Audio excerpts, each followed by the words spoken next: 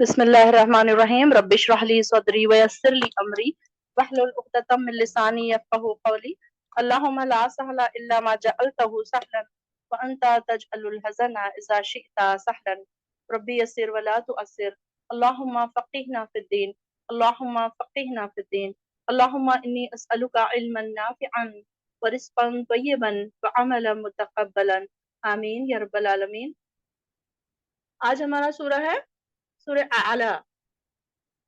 बिस्मिल्लाहिर्रहमानिर्रहीम। सब अब ये देखिए कि सूरह की फजीलत क्या है, हम पहले देखते हैं। जैसे हमने देखा कि सूरह गाशिया की फजीलत है कि आप सल्लल्लाहु अलैहि वसल्लम इसको ईदैन में पढ़ते थे, तो वैसे ही सूरह आला की भी फजीलत क्या है कि सूरह आला को आप सल्लल्लाहु अलैहि वसल्लम ईदैन में भी पढ़ते थे, जुमा में भी पढ़ते थे और वितर की रकात में, वितर की तीसरी रकात में भी पढ़ा करते थे, पहली रकात में। तो यहाँ पर इसकी अहमियत ये समझ में आई हमको कि ये भी जैसे सूरह गाशिया का अहमियत है, उसी की तरह सूरह आला की भी अहमियत है कि सूरह आला और सूरह गाशिया आप सल्लल्लाहु अलैहि वसल्लम ईदैन में और जुमा की नमाज में पढ़ा करते थे। जो अक्सर नमाजें सुनते होंगे मक्का की या मदीने की, तो अक्सर आपने देखा होगा कि वो लोग बिल्कुल इसी को फॉलो करते हुए चलते हैं कि जुमा के दिन ये दो जरूर अक्सर वो पढ़ा करते हैं जुमा के दिन ये वाली जो दो सूरतें सूरह गाशिया और सूरह आला। तो देखते हैं इसकी तफसीर इंशाल्लाह। बिस्मिल्लाहिर्रहमानिर्रहीम। सब्बिहिस्मा रब्बिकल आला। सब्बहा, अब सर ये सब्बहा किससे है? सुबहान से। सुबहान का मतलब क्या है?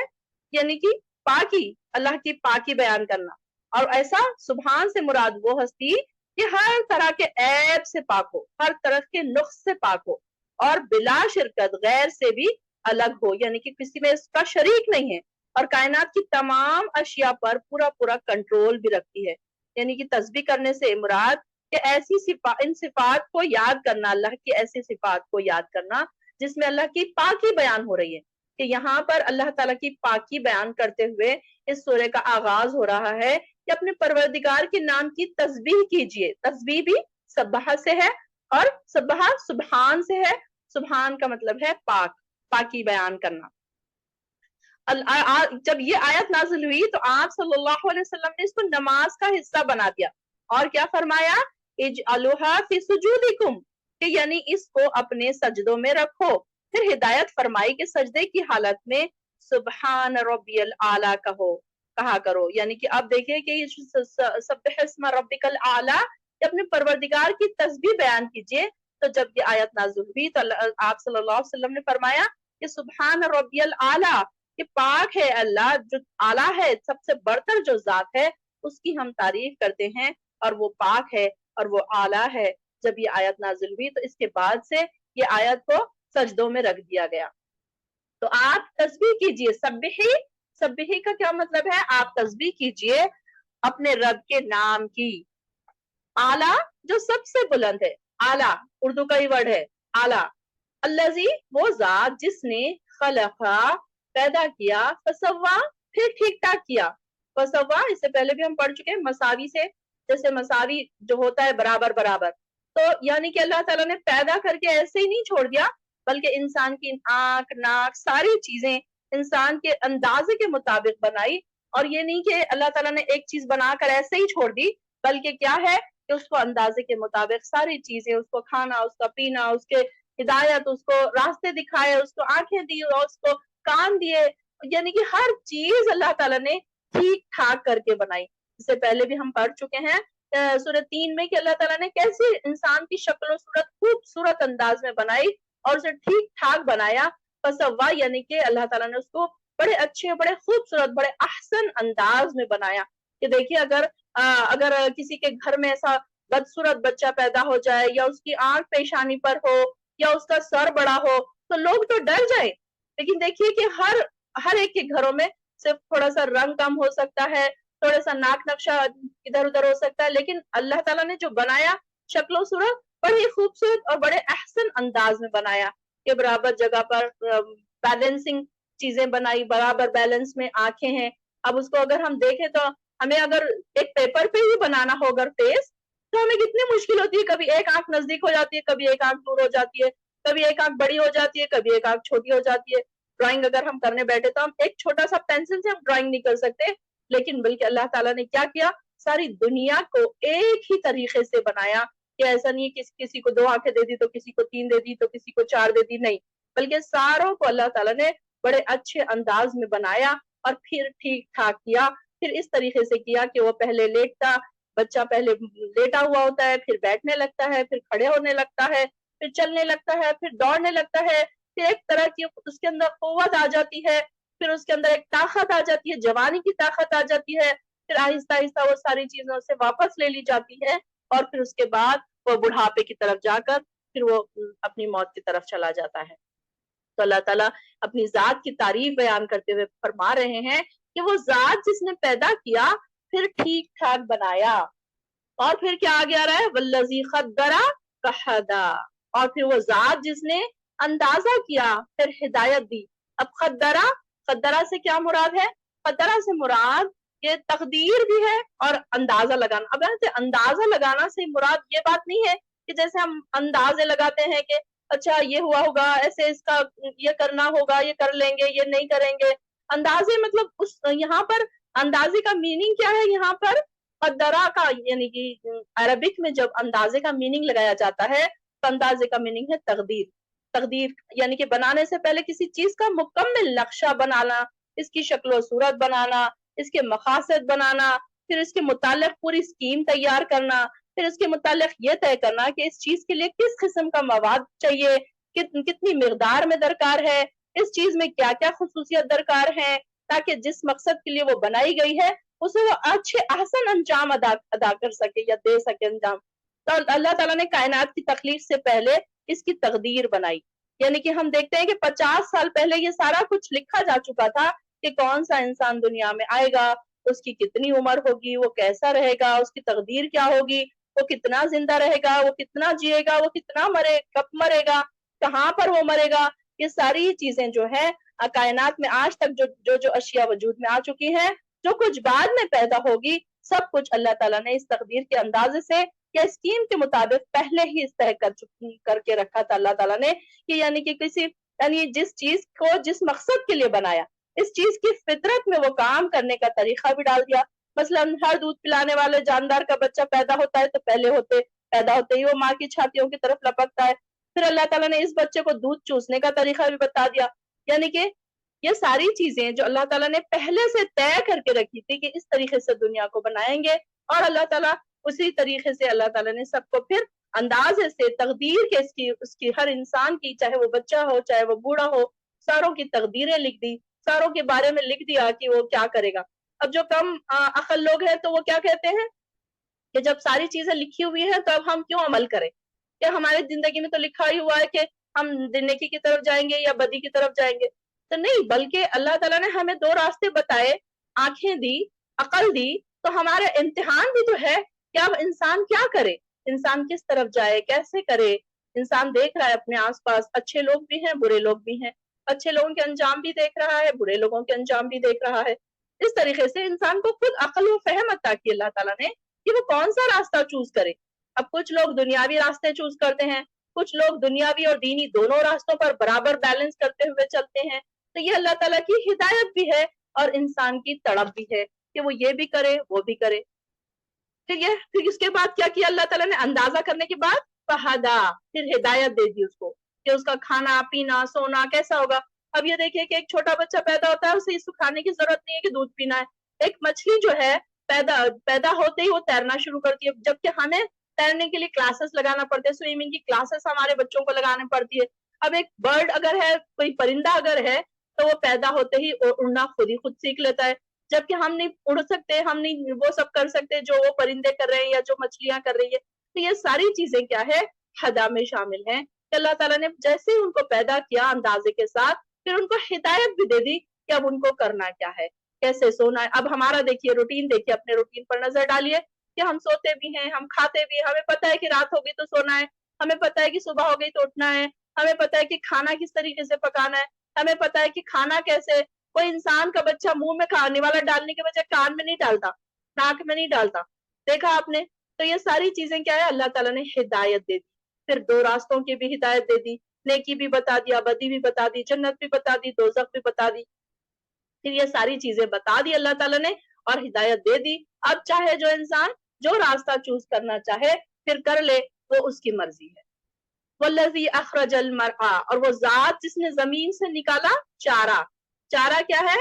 اب یہ چارہ ہم سوچتے ہیں کہ چارہ ہمارے کیا کام کی چیز ہے، لیکن یہ دیکھیں کہ چارہ جب انسان جانور کھاتے ہیں تو پھر اس سے کیا ہوتا ہے کہ جو سارے کے سارے جانوروں کی خوراک ہے، جو تازہ ہو، گھاس ہو وغیرہ جو بھی کچھ ہے، تمام چیزیں مرعا میں آئیں گی.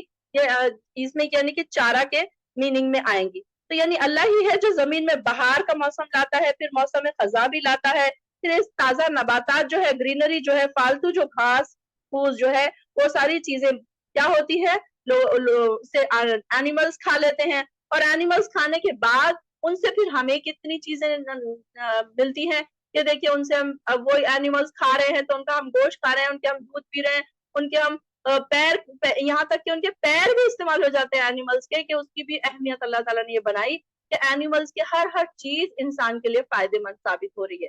تو یہ اخرجہ، زمین سے اللہ تعالیٰ نے چارہ نکالا اور پھر اس کے بعد کیا کر دیا اس کو، فجعلہ، پھر اس نے کر دیا اس کو غثاء احوا، خشک اور چورا، اور احوا سیاہ کر دیا، کالا، یعنی کہ سوکھا ہو گیا وہ، اور ایسے پکے رنگ کا ہو گیا. یعنی کہ چارہ جب نکلا تھا زمین سے گرینری تھی، اور بعد میں جب اس کو ایک ٹائم آنے کے بعد کیا ہو گیا، وہ خشک ہو گیا، سوکھ گیا اور کالا سیاہ ہو گیا.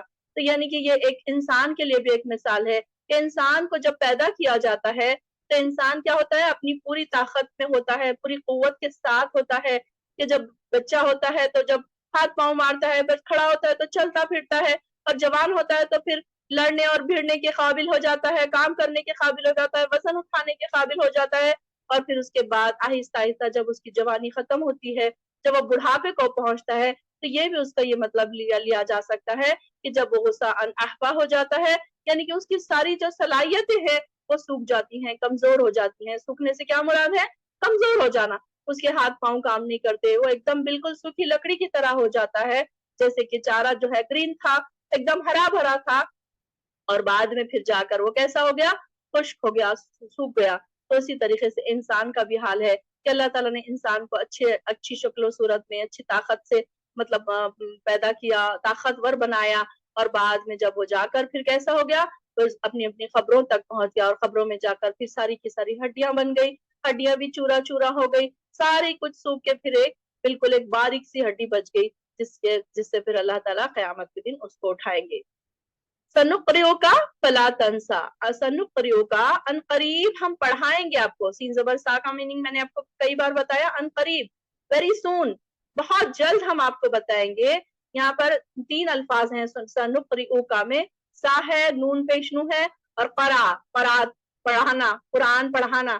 تا کا مطلب ہے آپ کو. ان قریب ہم آپ کو پڑھائیں گے، فلا تنسا، پھر نہیں آپ بھولیں گے. اب جب کیا ہوا، جب وحی کا سلسلہ شروع ہوا تو آپ کیا کرتے تھے، وحی کے الفاظ یاد رکھنے پر زیادہ توجہ دیتے تھے، اور جلدی جلدی یہ سوچتے تھے کہ میں جلدی جلدی اس کو یاد کر لوں. جبریل علیہ السلام کے ساتھ ساتھ ہی ادائیگی کرنے کی کوشش کرتے تھے، اور کیا ہوتا تھا، جس سے آپ کی توجہ ہٹ جاتی تھی، بڑھ جاتی تھی. اللہ تعالیٰ نے اس بات کی ذمہ داری لے لی اور فرمایا کہ آپ صرف توجہ سے سنا کریں، وحی کے الفاظ کو آپ کی زبان سے ادا کرا دینا ہمارا کام ہے. یہ وحی کے الفاظ آپ کے دل میں محفوظ رہیں گے، آپ انہیں بھولیں گے نہیں. آپ صلی اللہ علیہ وسلم کیا سوچتے تھے کہ کہیں ایسا نہ ہو کہ میں اس کو بھول جاؤں، اس لیے جلدی جلدی فوراً جبرائیل علیہ السلام کے ساتھ دہراتے تھے، یاد کرنے کی کوشش کرتے تھے. تو اللہ تعالیٰ ان کو ایک طریقے سے تسلی دے رہے ہیں، ان قریب ہم آپ کو پڑھائیں گے. کیا پڑھائیں گے؟ قرآن. اور پھر نہیں بھولیں گے آپ، فلا تنسا، نہیں بھولیں گے آپ. تو یہاں پر اللہ تعالیٰ کہہ رہے ہیں کہ اب بھولنے کی بھی 2 صورتیں ہیں. ایک صورت یہ ہے کہ آپ ایک دفعہ، اب کیا ہوتا ہے، اکثر کیا ہوتا ہے کہ انسان یاد کرتا ہے اور کوئی چیز بھول جاتا ہے. لیکن دوسری کیا صورت ہو سکتی ہے کہ اللہ تعالیٰ خود بلا دیتا ہے. کچھ چیزیں ایسی ہوتی ہیں کہ ہمیں یاد ہونے کے باوجود وہ یاد نہیں آتی ہے. ایک صورت میں یہ ہو کہ آپ ایک دفعہ صبح کی نماز پڑھا رہے تھے اور قرات کے دوران ایک آیت چھوڑ گئے. نماز کے بعد سیدنا ابی بن کعب نے پوچھا کہ کیا یہ آیت منسوخ ہو چکی ہے؟ تو آپ نے فرمایا نہیں، میں بھول گیا تھا. اور دوسری اسی طریقے سے کیا ہوا کہ جب کوئی آیت اللہ تعالیٰ منسوخ کر دیتے تھے تو وہ بھی آیت پھر بھلا دیتے تھے. اب اکثر یہ دیکھیے کہ ہمارے ساتھ کیا ہوتا ہے بھولنے کا، کہ اکثر ہم کچھ خواب دیکھتے ہیں تو وہ کیا ہوتا ہے، کچھ یاد رہ جاتے ہیں، کچھ بھول جاتے ہیں. تو اللہ تعالیٰ جو یاد رکھانا چاہتا ہے تو وہ تو یاد رہ جاتے ہیں، اور جو بھلانا چاہتا ہے वो भूल जाते हैं हम। तो ये अल्लाह ताला जिसको चाहता है याद रखा देता है, जिसको चाहता है भुला देता है।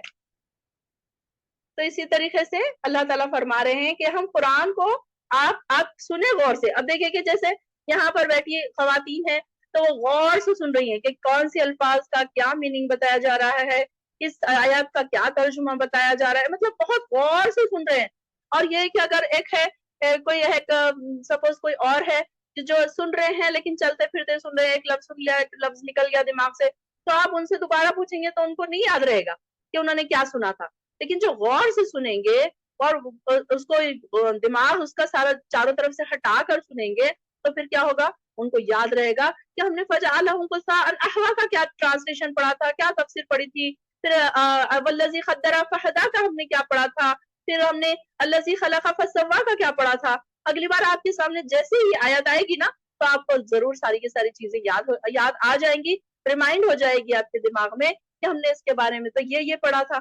आपको ज्यादा दिमाग पर जोर डालने की जरूरत नहीं पड़ेगी। लेकिन ये कब होगा, जब आप कंसंट्रेशन से सुनेंगे, बहुत एक ही तरफ दिमाग को एकदम सुकून से सारी चीजों से बिल्कुल हटा कर आप एक तरफ लगा कर आप सुनेंगे, तो फिर क्या होगा कि हम भूलेंगे नहीं इंशाल्लाह। और दूसरी ना भूलने के लिए मैंने क्या बताया था आपको कि आप दूसरों के सामने जो पढ़ रहे हैं उसका जिक्र किया करें। या लिखने में भी इंसान बहुत ज्यादा याद कर लेता है, या फिर दूसरों के सामने एक्सप्लेन करने में भी इंसान बहुत ज्यादा याद करता है। इल्ला माशा अल्लाह, सिवाय अल्लाह के, जो अल्लाह चाहे, यानी कि जो अल्लाह ताला भुला देना चाहे तो वो भुला देता है, और जो अल्लाह ताला याद रखना चाहे तो वो याद रखा देता है। अक्सर ये होता है कि हमें बचपन की कुछ चीजें याद रह जाती हैं और कल क्या हुआ था हम भूल जाते हैं। तो बिल्कुल अल्लाह ताला जो चाहे वो उस पर कादिर है। इन्नहु यअलमुल जहरा वमा यख्फा, बेशक वो जानता है जहरा जाहिर को, वमा यख्फा और जो उसको जो छुपी हुई जो चीजें हैं, जाहिर है अल्लाह ताला जो दिलों के हाल को भी जानता है कि इंसान को सारी चीजें याद रहती है कि अल्लाह ताला को जो चीजें छुपा रहा है इंसान, वो भी अल्लाह ताला को पता है, जो जाहिर कर रहा है वो भी पता है। अब कुछ लोग बहुत ज्यादा एक्सपोज करते हैं कि देखो मैं तो तहज्जुद भी पढ़ती हूँ, मैं तो कुरान भी पढ़ती हूँ, मैं तो ये एग्जाम दे रही हूँ। तो ये बताने की जरूरत नहीं, अल्लाह ताला को पता है। और कुछ लोग जो एक्सप्लेन नहीं करते, हमें नहीं पता कि वो हमसे ज्यादा कितने ज्यादा वो इतनी सारी चीजें जो हमको याद होंगी, या फिर अल्लाह ताला की नजर में है कि अल्लाह ताला को पता है कि वो कितनी इबादतों में आगे है। और हम ये सोच रहे हैं कि हम थोड़ी सी तहज्जुद पढ़ रहे हैं तो हम बहुत आगे हो गए, हम थोड़ा सा कुरान क्या समझ रहे हैं हम बहुत आगे हो गए। लेकिन हमें नहीं पता कि इसके साथ साथ जो दुनिया में मामलात में भी अमल कर रहे हैं, वो हो सकता है कि हमसे आगे चले जाएं।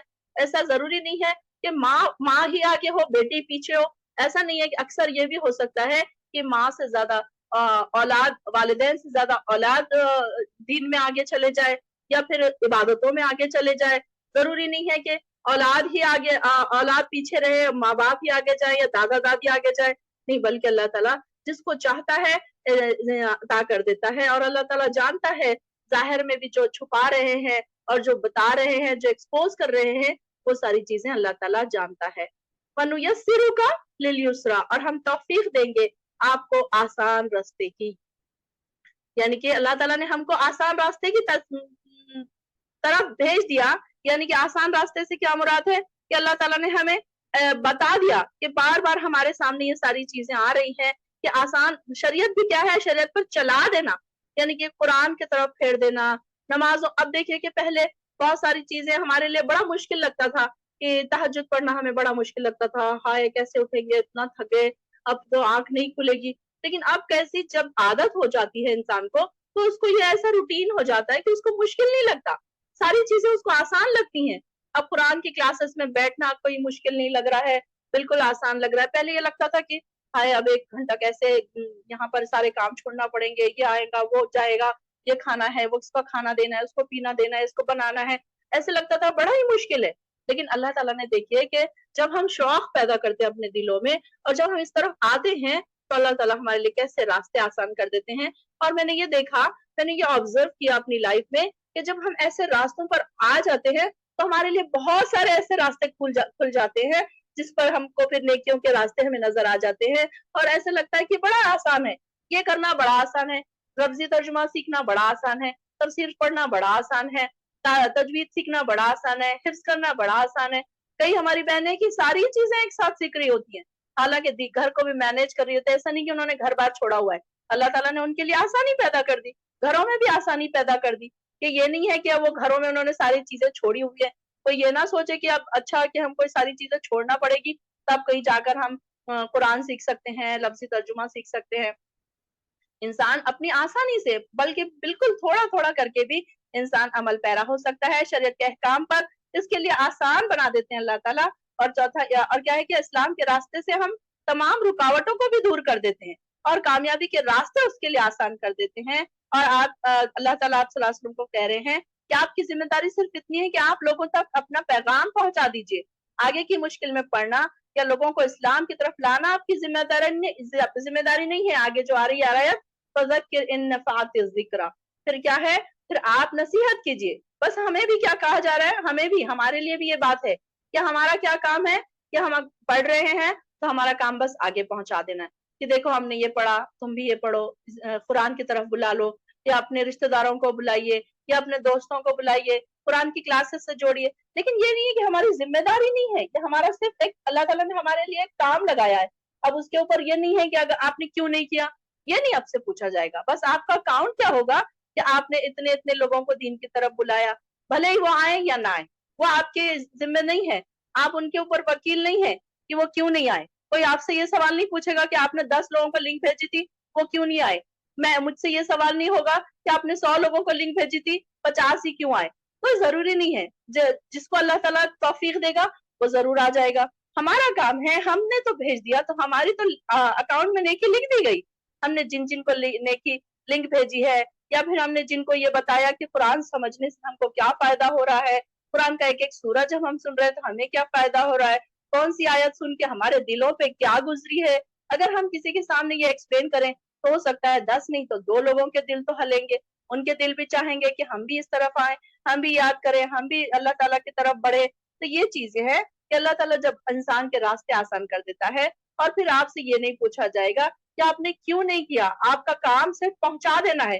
जैसे नबी सल्लल्लाहु अलैहि वसल्लम का काम था पहुंचा देना, और आप बड़े दुखी होते थे जब लोग दीन की तरफ नहीं आते थे। तो इसलिए अल्लाह ताला आपको क्या कह रहे हैं, इन नफ़अति ज़िक्रा, अगर नफा दे नसीहत, यानी कि अगर आप सिर्फ नसीहत कर दीजिए, आप किसी को, अपने घर के लोग हैं, अब अपने घर के रिश्तेदार है, अपने दोस्त है, अच्छी बात उनको बता के छोड़ दीजिए। उनके पीछे भी नहीं पड़ना है और उनसे ये उम्मीद भी नहीं लगा के बैठना है कि ये मेरी बात क्यों नहीं सुन रहे। हो सकता है कि आज आपकी बात ना सुने, 1 महीने के बाद सुन ले, हो सकता है कि 1 साल के बाद सुन ले। अब ये कि एक फॉर एग्जाम्पल किसी का शौहर नमाज नहीं पढ़ता, तो आप अच्छे अंदाज में बोलते रहा करें कि नमाज पढ़ने के फायदे बताएं, नमाज ना पढ़ने के नुकसान बताएं, नमाज पढ़ने की जो जन्नतें हैं उसकी जो इनामात है वो बताएं। हो सकता है कि वो आज ना सुने, कल सुन ले, कल ना सुने, 1 महीने के बाद सुन ले, 1 महीने के बाद ना सुने, 1 साल के बाद सुन ले। तो इस तरीके से इंसान के अंदर नसीहत कहीं ना कहीं नफा देती है और इंसान क्या होता है, फिर दीन की तरफ दौड़ा चला आता है। अब देखिए, हम अपने आप को ही देखिए, हम पहले कितना जान निकालते थे कुरान की क्लासेस में आने से कि हम अच्छा आप जाएंगे, जब जाएंगे करते थे। लेकिन अल्लाह ताला ने हमारे लिए नसीहत फायदेमंद बना दी। जिसने भी हमको यहाँ बुलाया, जिसने भी हमको यहाँ तक भेजा, अल्लाह ताला ने उनको भी, उनके लिए बात हो रही है कि ये नसीहत उनको नफा देगी। कि हो सकता है आपने 10 को बोले तो वो 5 जो है तो बहुत ज्यादा ईगरली तलाश कर रहे होंगे कि हमें इस तरीके की क्लास चाहिए थी, अरे आपने हमें बड़ा अच्छा अंदाज में बता दिया कि ये मुझे इस तरीके की क्लास चाहिए ही थी, आपने बता दिया। तो क्या है, नफा देगी ये नसीहत आपकी। तो आपकी नसीहत नफा भी दे सकती है, किसी को वो भी कर सकती है कि नहीं भाई मैं नहीं आ रही हूँ, मुझे तो अभी टाइम नहीं है, ये भी आपको सुनना पड़ सकता है। तो इसके लिए आप तैयार रहिए और ये ना सोचिए कि मैंने बोली हूँ तो सबने सुनना ही सुनना है। अब ये ना हो कि मैं एक बड़ी घर की बड़ी हूँ, तो मैं अगर अपने, जैसे फॉर एग्जाम्पल एक सास है, अगर अपनी बहू को वो कहे कि नमाज पढ़ो और अगर उसकी बहू ना पढ़े तो उसमें उसका इतना कोई उसका बात नहीं है, बुराई की बात नहीं है, सोचे इसने मेरी बात नहीं मानी, मैं तो उसको नेकी की बात ही बता रही थी, जरूरी नहीं है। तो हो सकता है कि ये नसीहत उसको नफा दे दे, हो सकता है कि नफा ना दे। तो उसको बड़े अच्छे आसान अंदाज में बोलना है, लेकिन ये नहीं है कि डांट के, डपट के, मार के दीन की तरफ बुलाना है, ऐसे नहीं करना है। बल्कि बड़े अच्छे प्यार भरे अंदाज में नसीहत करते जाए, करते जाए। ये नहीं है कि अच्छा मैंने इसको 4 बार बोला था, ये तो सुनती नहीं है, छोड़ो इसको, पीछा ही छोड़ दो। नहीं, हो सकता है ایک مہینے کے بعد بولے، پھر 2 مہینے کے بعد پھر بولے، پھر 3 مہینے کے بعد پھر بولے، پھر آہستہ سے پھر ایک کوئی ایسی بات گھما پھرا کے بولے کہ اس کے دل میں قرآن کا شوق پیدا ہو جائے، اس کے اندر نمازوں کا شوق پیدا ہو جائے. کہ یعنی کہ اندر الگ الگ انداز سے ہم کسی کو نصیحت دے سکتے ہیں اور ہماری نصیحت ہم پہنچا سکتے ہیں. تو یہ ہماری نصیحت ہمیں نہیں پتا کہ کس کو نفع دے رہی ہے، کس کو نہیں دے رہی ہے. تو یہ نفع اور نقصان کی ذمہ دار ہم نہیں ہے بلکہ اللہ تعالیٰ ہے. فَيَذَكَّرُ مَن يَخْشَىٰ، ضرور نصیحت حاصل کرے گا وہ جو ڈرتا ہے. یخشا یعنی کہ ڈرنے والا انسان، اللہ تعالیٰ سے ڈرنے والا جو انسان ہے تو وہ کیا ہے؟ ضرور نصیحت حاصل کرے گا. اب آپ دیکھیں کہ آپ کے سامنے اگر ایک کوئی بات بتائی جائے گی تو آپ کو فوراً آپ کے دل ڈر جائیں گے. آپ کو دیکھیے آپ کی حالت اب جب قرآن سے جڑ گئے ہیں آپ سب تو آپ کے دل نرم پڑ چکے ہیں. آپ کو جیسے ہی جنت کا ذکر سنایا جاتا ہے آپ کے دلوں میں خوشی کی لہر دوڑ جاتی ہے، اور جیسے ہی دوزخیوں کی بات سنائی جاتی ہے پیٹ میں کانٹے آنے لگتے ہیں، ڈر لگنے لگتا ہے کہ ہائے اللہ ہمارا کیا ہوگا، ہم بھی بہت گناہ گار ہیں. کوئی انسان یہ نہیں سوچتا کہ میں تو بڑا نیک ہوں، چلو مجھے تو جنت ہی ملنے والی، بلکہ ہر انسان یہ سوچتا ہے جو بھی جتنا نیک ہوگا، جس کا ایمان کا لیول جتنا زیادہ ہوگا، وہ ہمیشہ ڈرتا رہے گا کہ ہائے میرے ساتھ کیا ہوگا، اللہ تعالیٰ میرے ساتھ کیا کرے گا. وہ کبھی یہ نہیں سوچے گا نہیں میں تو مطمئن ہوں، میں نے تو 5 نمازیں بھی پڑھی، میں نے تو تہجد بھی پڑھی، مجھے تو قرآن پورا آتا ہے، مجھے تو لفظی ترجمہ بھی آتا ہے، مجھے تفسیر بھی آتی ہے، مجھے کیا ڈرنے کی ضرورت ہے. بلکہ ایسا نہیں ہے، بلکہ ڈرے گا کون؟ جو ایمان والا. جتنا زیادہ جس کا ایمان ہوگا وہ اتنا زیادہ ڈرے گا اللہ سے. وہ جب بات کرے گا، جب منہ کھولے گا، ڈر کے بات کرے گا کہ کہیں میری بات کسی کو ہرٹ نہ کر دے، کوئی اپنے اپنوں کو ہرٹ نہ کر دے، کوئی میرے منہ سے ایسی بات نہ نکل جائے، کوئی مذاق نہ ہو جائے، کوئی دین کا مذاق نہ ہو جائے، کوئی میرے سے ہرٹ نہ ہو جائے، ایسی کوئی بات نہ ہو. تو وہ جو ایمان والے ہیں، جو مومن بندے ہیں، جو متقی ہیں، جو پریکٹسنگ مسلم ہیں، تو وہ ہر بات کرنے سے ڈرتا ہے کہ کہیں مجھ سے کوئی غلطی نہ ہو جائے. وَيَتَجَنَّبُهَا الْأَشْقَىٰ، اور دور رہے گا اس سے بدبخت. یتجنبها اس میں کیا روٹ ہے؟ جانب. اجتناب، اجتناب بھی اردو کا ورڈ ہے، بچنا، یعنی کہ بچے گا. کون بچے گا؟ جو بدبخت ہے وہ بچتا رہے گا اس سے، یعنی کہ جو نیکیوں کی طرف آنا ہی نہیں چاہتا وہ کیا ہے؟ بدبخت ہے. اور ہمارے پاس بدبختی کی کیا کوالٹیز ہوتی ہیں؟ کون بدبخت ہم کس کو سمجھتے ہیں؟ کہ کسی کے پاس پیسہ نہیں ہے، کسی کے پاس دولت نہیں ہے، کسی کا اچھے کالج میں ایڈمیشن نہیں ہوا، اس کی بدقسمتی ہم سمجھتے ہیں. لیکن یہاں پر بدقسمتی کس کی کہا جا رہا ہے؟ کہ جو اس طرف آنے سے رکا، دین کی طرف آنے سے رکا، اللہ کی طرف آنے سے جو رکا، جو اس کو دور کر دیا گیا، وہ ایکچولی بدبخت ہے.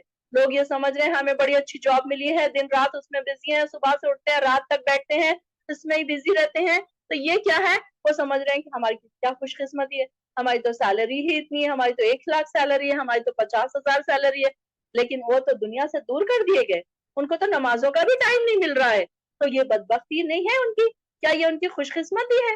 بلکہ انسان خوش قسمتی کی کیٹیگری الگ ہے. انسانوں کے پاس، دنیا دار لوگوں کے پاس خوش قسمتی کی کیٹیگری کیا ہے؟ کسی اچھے کالج میں ایڈمیشن مل جانا، اچھا پرسنٹیج آ جانا بچوں کا، بچے UK US میں سیٹل ہو جانا، کینیڈا چلا جانا، یا کہیں اچھی جگہ اچھی جاب کا مل جانا. کہ انسان کے پاس یہی ساری چیزیں کیا ہے کہ خوش قسمتی کی علامت ہے. بلکہ یہاں پر بد قسمت اور خوش قسمتی کی کس سے کاؤنٹنگ ہو رہی ہے؟ کہ جو اللہ تعالیٰ کے پاس جانے سے رکا رہا، دین کی طرف آنے سے رکا رہا، وہ سب سے بڑا بدبخت ہے. اور اس کے لیے کیا کہا جا رہا ہے؟ الذی یصلی النار الکبریٰ، کہ وہ انسان پھر یصلی داخل کیا جائے گا نار الکبریٰ. نار میں نہیں، صرف نار کا ذکر نہیں آیا ہے بلکہ کیا چیز کا ذکر آیا ہے؟ نار الکبریٰ، بہت بڑی آگ کا ذکر آیا ہے. تم یہاں پر دیکھیں کہ دوزخ کی یعنی کہ ایسی ایسی چھوٹی بھی آگ ہوں گی، بڑی بھی آگ ہوں گی، بڑی بھی دوزخ ہوگی، چھوٹی بھی دوزخ ہوگی. کہ ہم نے دیکھا کہ کیسے الگ الگ قسم کی دوزخیں ہیں اور کیسے کیسے آگ کے الگ الگ درجے ہیں، جہنم کے الگ الگ درجے ہیں. تو یہاں پر بڑی آگ میں وہ داخل ہوگا. ثم لا يموت فيها ولا يحيا، پھر نہ وہ مرے گا اس میں اور نہ جیے گا. اب یہاں پر دیکھیے کہ انسان جب دنیا میں تھک جاتا ہے تو موت کو ترجیح دیتا ہے، سوچتا ہے کہ اب میں مر ہی جاؤں، دنیا سے میری یہ جو پریشانی ہے ختم ہو جائے گی. لیکن آخری زندگی میں نہ تو وہ مر سکے گا اور نہ ہی وہ زندگی ہوگی، وہ عذاب کی وجہ سے موت سے بدتر ہوگی. ایسی زندگی پر وہ خود بھی موت کو ترجیح دیں گے. مگر وہاں پر موت نام کی کوئی چیز ہی نہیں ہوگی. کیا ہوگا؟ موت کو ایک مینڈے کی شکل میں لایا جائے گا قیامت کے دن اور اس کو ذبح کر دیا جائے گا، اور پھر موت وہاں پر ہمیشہ ہمیشہ کے لیے ختم. تو جو جنتی ہیں وہ بڑے خوش ہوں گے کہ چلو ہمیں تو اب جنت میں آ گئے ہمیں تو موت ہی نہیں ہے، اب ہمیں تو انجوائمنٹ ہی انجوائمنٹ ہے. لیکن جو دوزخی ہے وہ تڑپ رہے ہوں گے کہ کاش کی موت ہی آ جاتی اور ہمارا کام تمام کر دیتی. لیکن وہاں پر وہ انسان نہ مرے گا نہ جیے گا. ایسی حالت ہوگی اس کی کہ نہ وہ کھا پی سکے گا. جیسے کہ ہم نے دیکھا کہ وہ بھوکا ہوگا تو اس کو کانٹے کھانے کے لیے دیا جائے گا، جب وہ پیاسا ہوگا تو اسے کھولتا ہوا پانی پینے کے لیے دیا جائے گا، پیپ اور خون پینے کے لیے دیا جائے گا دوزخیوں کا. اور یہ اس طریقے سے وہ کیا چاہے گا؟ مر جانا چاہے گا، ایسی زندگی سے بھاگ جانا چاہے گا. لیکن نہ وہ وہاں پر مرے گا اور نہ وہ وہاں پر وہ جیے گا. اب دنیا میں انسان جب پریشان ہو جاتا ہے تو اکثر کیا کرتے ہیں لوگ؟ خودکشی کر لیتے ہیں، سوچتے ہیں کہ دنیا کی پریشانیوں سے ہم آزاد ہو جائیں گے. لیکن وہاں پر جا کر نہ وہ پھر اس طریقے سے بھاگ سکیں گے عذابوں سے اور نہ ہی بچ سکیں گے. خد افلح اور تحقیق فلاح پا گیا من تزکا، جو شخص جو پاک ہو گیا، یعنی کہ جس نے اپنے آپ کو پاک کیا. تزکا زکیہ سے تزکیہ نفس، یعنی کہ اپنے نفس کو جس نے پاک کیا، اپنے آپ کو اس نے گناہوں سے پاک کیا. اب تزکیہ نفس میں بہت ساری چیزیں آ جاتی ہیں، یعنی کہ عقائد صاف ستھرے ہوں، شرک سے پاک ہو، کفر سے پاک ہو، اخلاق اچھے ہوں، اخلاق خراب نہ ہو، ایسے نہ ہو کہ لوگ آپ سے پریشان ہوں. ایسے بھی لوگ ہوتے ہیں کہ جو نمازیں تو پڑھتے ہیں، ادھر نماز پڑھتے ہیں، تہجد پڑھتے ہیں، قرآن پڑھتے ہیں، اور جیسے ہی اسلام پڑھتے ہیں گھر والے ان سے پریشان ہوتے ہیں کہ ان کی زبان اتنی خراب ہوتی ہے کہ گھر والے ان سے پریشان ہوتے ہیں کہ یہ تو بہتر تھا کہ یہ جانماز پڑھے بیٹھے رہتی. تو یہ نہ ہو کہ انسان کا تزکیہ سے کیا مراد ہے؟ زکوٰۃ بھی ہے اور صدقہ فطر بھی ہے. صدقے کی بھی شکلیں ہیں کہ انسان کو پاک کرتی ہیں، یعنی کہ انسان کیا کرتا ہے؟ یہ ساری چیزوں سے بھی اپنے آپ کو پاک کرتا ہے. صدقے دے کر، زکوٰۃ دے کر، اپنے آپ کو گناہوں سے دھو کر. جو شخص اپنے نفس کو پاکیزہ بنا لے اور پھر اللہ اس کی زبان سے اس کو یاد بھی کرتا رہے اور دل میں بھی یاد رکھے، تو پھر اللہ تعالیٰ کیا ہے؟ اللہ تعالیٰ ایسے لوگوں کے لیے کامیابی ہے. اللہ تعالیٰ کہہ رہے ہیں کہ کامیاب کون ہوگا؟ جس نے اپنا تزکیہ کیا، جس نے اپنے آپ کو پاک کیا. صرف نیکیاں نہیں کرتے جانا ہے بلکہ اس کے ساتھ ساتھ گناہوں سے بھی اپنے آپ کو دھوتے جانا ہے. اپنے اندر جو جو باقی رہ گئے ہیں گناہ اس کو بھی صاف کرنا ہے. ہو سکتا ہے کہ کسی کے اندر تلخ زبان ہو، تلخ کلامی ہو، کوئی دوسروں سے جب بات کرتا ہے تو بڑے ایٹیٹیوڈ کے ساتھ کرتا ہے یا کسی کا مذاق اڑاتے ہیں. اکثر لوگوں کو عادت ہوتی ہے کہ جب بات کرتے ہیں مذاق اڑاتے ہیں، سامنے والے کا مذاق اڑاتے ہوئے بات کرتے ہیں، یا پھر بات کرتے ہیں تو تانا مار کے بات کرتے ہیں، یا پھر کسی کو نیچا دکھا کے بات کرتے ہیں، یا کسی کو احسان جتاتے ہوئے بات کرتے ہیں. تو یہ ساری چیزیں کیا ہے؟ انسان کے اندر گناہ ہے شامل. وہ نمازیں بھی پڑھ رہا ہے، وہ عبادتیں بھی کر رہا ہے، لیکن یہ ساری چیزیں اس کے ساتھ ساتھ ہے. تو یہ تزکیہ نہیں ہو رہا ہے کہ یہ اس کے نفس کا تزکیہ نہیں ہو رہا ہے، بلکہ اس کے ساتھ ساتھ وہ گناہ تو کر رہا ہے اور وہ نیکیاں بھی کر رہا ہے. تو وہاں پر اللہ تعالیٰ کہہ رہے ہیں کہ سب سے پہلے اپنے نفس کو پاک کرو. اپنا نفس کی پاکی جب ہوگی تب کہیں انسان جا کر کامیاب ہوگا. جب تک انسان کامیاب نہیں ہوگا اپنے نفس کو دھو لو گناہوں سے. وہ جو ہم دعا پڑھتے ہیں نا کہ نماز شروع کرنے سے پہلے جو میں نے آپ کو بتائی تھی دعا کہ کہ اللہ مجھے ایسا پاک کر دے گناہوں سے کہ میرے گناہ دھو دے، سفید کپڑوں کی طرح دھو دے، کہ میرے گناہوں کو ایسا پاک کر دے، میرے اندر سے ایسے گناہوں کو نکال دے اور میرے گناہوں کے بیچ مغرب اور مشرق کی دوری پیدا فرما دے اور مجھے گناہوں سے دھو دے. اس طریقے کی ہم نماز سٹارٹ کرنے سے پہلے دعا کرتے ہیں. تو وہ دعا بھی ہے کیسی ہے کہ اللہ تعالیٰ ہمیں پاک کر دے، گناہوں سے صاف ستھرا کر دے ایک دم. اللہم آتی نفسی تقواہا وزکیہا، یہ بھی ایک دعا ہے کہ ہم اپنے نفس کو زکا یعنی کہ پاک کرنے کی دعا کرتے ہیں. ہو سکتا ہے کہ دعاؤں کی وجہ سے ہمارے نفس کو ہمارے پاک کرنے کے لیے راستے مل جائے، یا پھر ہمارے لیے آسانی ہو جائے، یا ہمیں جو نہیں سمجھ رہا ہے، ہمارے اندر جو گناہ ہمیں نظر نہیں آ رہے ہیں، شاید ہمیں وہ نظر آ جائے اور اللہ تعالیٰ ہماری مدد کر دے. اللہم آتی نفسی تقواہا وزکیہا وانت خیر من زکاہا، کہ اللہ تعالیٰ تو بہترین پاک کرنے والا ہے. اللہ تعالیٰ تو اگر چاہے تو بالکل ہمارے گناہوں سے ہم کو پاک کر سکتا ہے. تو ساتھ ساتھ دعائیں بھی کیجئے، ساتھ ساتھ کوشش بھی کیجئے کہ جب ہم کو اللہ تعالیٰ نے اتنا رحم کیا ہم پر رحمت ہے، نعمت ہے یہ کہ ہم کو قرآن سے جوڑا، اور یہ ایک ایک آیت ہمارے سمجھ میں آ رہی ہے کہ کیسے اللہ تعالیٰ کن کو اللہ تعالیٰ پسند کرے گا، کون کامیاب ہونے والے ہیں، کون بدبخت ہے، کون خوش بخت ہے. تو یہ ساری چیزیں کیا ہے؟ ہمیں ان طرف بلا رہی ہے، نیکیوں کی طرف بلا رہی ہے.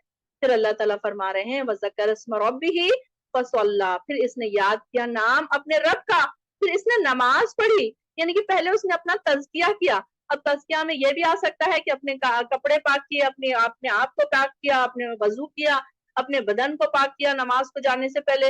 ये नहीं है चलो अब वजू नहीं करना है, जान पे आ रहा है, बच्चों ने पेशाब किया हुआ है, कपड़े वही है, कोई कपड़े नहीं बदले। अब देखिए कि जब कहीं हम मेहमान जाते हैं तो क्या करते हैं, बड़े उससे जाते हैं, कपड़े बदलते हैं, नहाते हैं, मेकअप करते हैं, और अल्लाह के सामने जब जाते हैं तो उठ के वही गंदे कपड़ों में चले जाते हैं। तो ये अल्लाह ताला कह रहा है कि यहाँ पर अपने आप का तज़किया कीजिए, साफ पाक होइए पहले, फिर अल्लाह का नाम याद कीजिए, यानी कि नमाज पढ़िए। नमाज में क्या करते हैं, हम अल्लाह का नाम लेते हैं, हर तरीके से अल्लाहु अकबर, सुभान अल्लाह, सुभान रब्बियल अज़ीम, अल्लाह ताला का नाम ले रहे हैं। तो हमारा क्या काम बनता है कि अपने आप को हम पहले पाक करें। ये भी एक मीनिंग हो सकता है, अपने नफ्स को भी पाक करना और अपने जिस्म को भी पाक करना, कि इंसान के कपड़े साफ सुथरे हों, इंसान का वजू हो, पाकी हो, पाकी असगर भी हो, पाकी अकबर भी हो, यानी ये सारी चीजों के साथ साथ फिर इंसान नमाज पढ़े। बल तुसिरूनल हयातद दुनिया, बल्कि तुसिरूना, तुम तरजीह देते हो, तुम पसंद करते हो हयातद दुनिया, दुनिया की जिंदगी को। अब ये देखिए इंसान के अल्लाह ताला ने यहाँ पर एक पोल खोल के रख दी कि इंसान की क्या है, हर इंसान का क्या हाल है कि वो दुनिया की जिंदगी को तरजीह देता है, उसको ही पसंद करता है, उसको ही प्रायोरिटी देता है। नहीं मेरी जॉब है, नहीं मुझे पढ़ना, नहीं मुझे कॉलेज है, नहीं मुझे मेरे स्कूल्स हैं, नहीं मुझे टाइम नहीं मिल रहा, मेरे होमवर्क्स इतने हैं, मेरे प्रोजेक्ट्स इतने हैं, मुझे टाइम ही नहीं मिल रहा कुरान पढ़ने का, मुझे टाइम ही नहीं मिल रहा नमाज पढ़ने का। तो क्या किया हमने, दुनिया की जिंदगी को तरजीह दे दी, दुनिया की जिंदगी को हमने प्रायोरिटी दे दी, अपनी जॉब्स को, अपने अपने आप को, अपनी वैल्यूज को। अक्सर मैं देखती हूँ कि मैं दुनियावी लोगों को देखती हूँ, मैं अक्सर कि कुरान की 1 घंटे की क्लास के लिए मैं बुलाती हूँ तो वो नहीं आते हैं, बल्कि वो लोग नजर आते हैं जिम में जाते हुए नजर आते हैं, पार्लर्स में 1-1 2-2 घंटे जाकर बैठे हुए नजर आते हैं, जिम में 1-1 2-2 घंटे जाकर बैठे हुए नजर आते हैं। यानी कि उनके लिए वहां के लिए टाइम तो है, लेकिन यहाँ के लिए टाइम नहीं। दुनियावी जॉब्स में बैठे हैं, सुबह 7 से शाम के 7 तक बैठे हैं, 12-12 घंटे काम कर रहे हैं, 8-8 घंटे काम कर रहे हैं, लेकिन वो क्या कर रहे हैं, उनके पास कुरान की क्लास में आने के लिए टाइम नहीं है। बल्कि वो क्या कह रहे हैं, उन्होंने क्या किया, दुनिया की जिंदगी को अहमियत दे दी। तो वल आखिरतु खैरु व अबका, और जबकि अल्लाह ताला फरमा रहे हैं कि आखिरत तो बहुत बेहतर है और अबका ज्यादा बाकी रहने वाली है। ये चीज को तुम अहमियत नहीं दे रहे हो, जिस चीज को तुम अहमियत दे रहे हो वो क्या है, वो तो खत्म हो जाएगी। आज अगर हमारी जॉब अच्छी है, 50,000 के बजाय 1 लाख सैलरी है, हमने सैलरियां जमा भी कर ली, अपने एक अच्छा लाइफ स्टाइल भी हमने बना लिया, लेकिन ये जिंदगी तो फिर आखिर खत्म ही होने वाली है। भले ही हम कितने ही अमीर हो, भले ही हमारा बैंक बैलेंस कितना ही ज्यादा हो, भले ही हमारी कितने अच्छा बंगलो हो, कितनी अच्छी हमारी कार हो, ये सारी चीजें छोड़कर तो हमें जाना ही है। तो इंसान ये सारी चीजों के पीछे भागता है और अल्लाह ताला को भूल जाता है और तरजीह देता है किसको, दुनियावी जिंदगी को, दुनिया को तरजीह देता है, दुनिया के लोगों को, बड़े बड़े लोगों में उठना बैठना पसंद करता है, बड़ी बड़ी जगहों पे घूमना फिरना पसंद करता है, बड़ी बड़ी गाड़ियां खरीदना पसंद करता है, बड़े बड़े बंगलों बनाना पसंद करता है, और क्या करता है, आखिरत को भूल जाता है। तो ऐसे लोग जब दुनिया कमाने के पीछे दौड़ने लग जाते हैं तो अल्लाह ताला क्या करता है, उनको उसी में बिजी कर देता है कि ठीक है तुम इसी में बिजी रहो और फिर मेरी तरफ आने की जरूरत नहीं है। फिर वो इनको इतना भुला देता है कि वो आखिरत तक इस तरफ आते ही नहीं है, और वो ना इबादतें करते हैं, ना आखिरत का खौफ उनके दिलों में आता है। बस सुबह उठते हैं अपनी दुनिया की फिक्रें, शाम को सोते हैं दुनिया की फिक्रें लेकर सोते हैं, फिर दूसरा दिन निकलता है, फिर एज इट इज वो अपनी फिक्रों के साथ उठते हैं, टेंशनों के साथ उठते हैं। और ये दुनियावी टेंशन आजकल इंसान को कहाँ तक पहुंचा रही है, शुगर हो गया है, बीपी हो गया है, डिप्रेशन हो गया है। ये सारी टेंशन की वजह दुनियावी जो हयात दुनिया की जो तरजीह है, जो टेंशन है दुनिया की जो इंसानों ने पाली हुई है, ये सारी टेंशन की वजह से नई नई बीमारियां आज सुनने में आ रही हैं। जबकि हम देखते हैं कि हमारे दादा दादी के जमाने में ऐसी बीमारियां हमने कभी नहीं सुनी, डिप्रेशन, टेंशन, ये तो सारी चीजें हमने कभी सुनी ही नहीं उन लोगों की जिंदगियों में, क्योंकि वो लोग, उनको कैसा था कि उनको दुनिया भी और आखिरत भी बैलेंस करना आता था। उनको दुनिया की जिंदगी इतनी चाहिए नहीं थी कि ये सारी चीजें छोड़ छाड़ कर वो उसकी तरफ भागते थे। हमने कभी अपने बड़े बूढ़ों को ऐसे नहीं देखा कि वो दुनिया की जिंदगी को तरजीह देते थे। अलबत्ता बेशक ये बात अलबत्ता पहले सहीफों में भी लिखी हुई है, यानी कि फलाह पाने का जो नुस्खा है, ये सहीफे जो है सैयदना इब्राहिम अलैहिस्सलाम को अता हुए थे और सैयदना मूसा अलैहिस्सलाम को तौरात से पहले अता हुए थे, कि ये जो क्या है, ये सारी मजमूनों में क्या है कि कद अफलाहा के जो अल्फाज हैं कि ये बाकी रहने वाली जो दुनिया है, یہ ساری کے ساری اس میں کیا لکھا ہوا ہے. پہلے کے صحیفوں میں بھی یہی بات تھی اور ابھی کے صحیفوں میں یہی بات ہے کہ اللہ تعالیٰ بتا رہے ہیں کہ جو چیز پائیدار ہے وہ کیا ہے؟ آخرت کی زندگی، جو ہمیشہ کبھی نہ ختم ہونے والی جو نعمتیں ہیں. تم آخرت کے مقابلے میں دنیا کو پسند کرتے ہو، حالانکہ آخرت تو وہ وجہ سے دنیا سے بہتر ہے. ایک تو وہاں کی نعمتیں اس دنیا کی نعمتوں سے بدرجے بہتر ہے، اور وہاں دوسری جو وہاں کی نعمتیں نہ ختم ہونے والی ہے، اس کا زوال ہی نہیں ہے، کبھی پانی نہیں ہونے والی ہے. وہ اس کے لیے ہم بھاگ دوڑ نہیں کر رہے، اس کے لیے ہم کوشش نہیں کر رہے. یہ ساری پہلے کے صحیفوں میں بھی لکھی ہوئی ہے. صحف ابراہیم اور موسیٰ، اور ابراہیم اور موسیٰ کے صحیفوں میں بھی لکھی ہوئی ہیں. یعنی کہ یہ ساری چیزوں میں پہلے بھی یہی بات بتائی گئی ہے کہ اپنے آپ کا تزکیہ کرنا ہے، کس طریقے سے اپنے آپ کو دونوں جگہ بیلنس کرنا ہے، دنیا میں بھی اور آخرت میں بھی. اس طریقے سے اللہ تعالیٰ ہمیں بھی نیک توفیق دے، اللہ تعالیٰ ہمیں بھی تزکیہ نفس عطا کر، اللہ تعالیٰ ہمیں بھی دنیا اور آخرت کو بیلنس کرنا سکھائے. اللہ تعالیٰ ہمیں اس دنیا کو پرائرٹی نہ بننے دے ہمارے لیے. اللہ ہمیں ایسا بنا دے جیسا تو پسند کرتا ہے. اللہ تعالیٰ ہمیں ایسا نیک انسان بنا دے کہ جب ہم تیرے سامنے کھڑے ہوں تو ہم خوش ہوں، ہم پراؤڈ کریں اپنی زندگی پر، دنیاوی زندگی جو ہم چھوڑ کر آئے ہیں اس پر ہم پراؤڈ کر سکیں، ہم خوش ہو سکے. اللہ تعالیٰ ہم سے راضی ہو جائے. اللہ ہمیں یہ ساری چیزیں جو اس میں غلط بتائی گئی ہیں، جو دوزخی راستے جو بتائے گئے ہیں، اللہ تعالیٰ تو ہماری حفاظت کرنا اور ہمارے لیے یہ راستے آسان کر دینا. اللہ تعالیٰ جو تو بتا رہا ہے کہ یہ راستے ہم آسان کر دیں گے، اللہ تعالیٰ تو ہمارے لیے وہ راستے آسان کر دینا جس پہ تیری رضا ہے. وآخر الدعوانا الحمد للہ رب العالمین. السلام علیکم ورحمۃ اللہ وبرکاتہ.